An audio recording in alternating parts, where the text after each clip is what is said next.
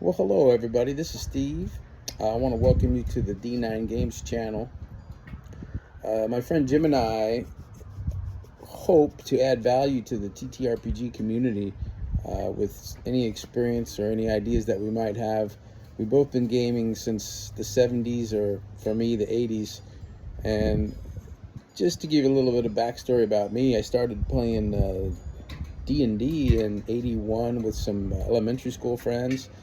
I remember playing with graph paper, pencil, and a handful of dice on the stairs of the apartments over in Midway City, Southern California. I ran games for my brothers and their friends, some of my friends, all through the 80s and 90s. Played some Gamma World, mostly D&D, mostly homebrew stuff. And throughout the years, I actually took about 25 years off of gaming to raise a family and do some real estate work. Around 2010, 2011, I started to pick up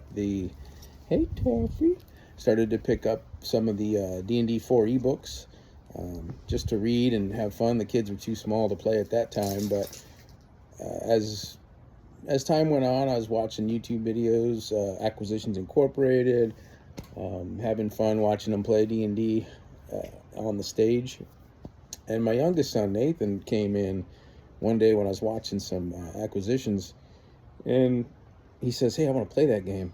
So I got out, dusted off my 4 ebooks, and started running for him and his friends and some of my nephews and neighbors and some of my other kids. And we played for several years. I was going through YouTube looking at some better ways to GM, and I came across Runehammer, Professor Dungeon Master, Bob the World Builder, and Jim Murphy.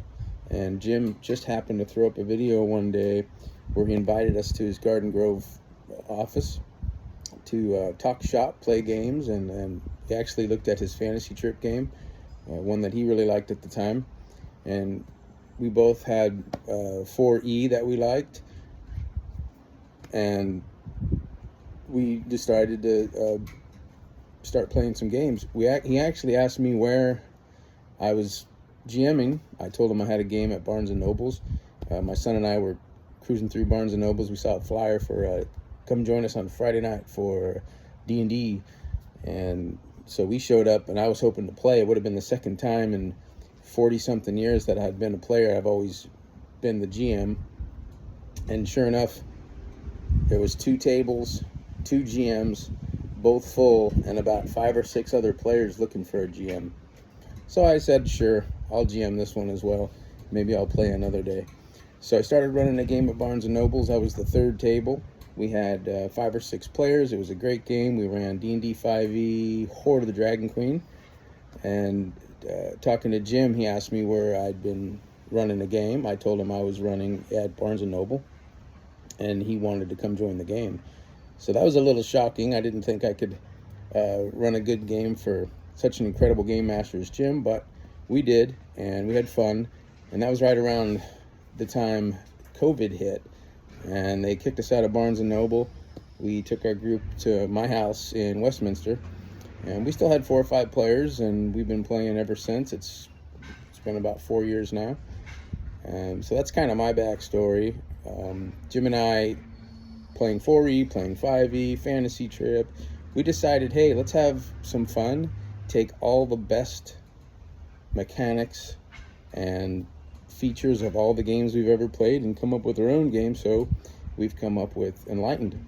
So we hope you enjoy it. We're going to be putting up videos probably every Wednesday, maybe some tutorials, some how-tos, a little bit about our campaign and lore. But we look forward to having fun with it.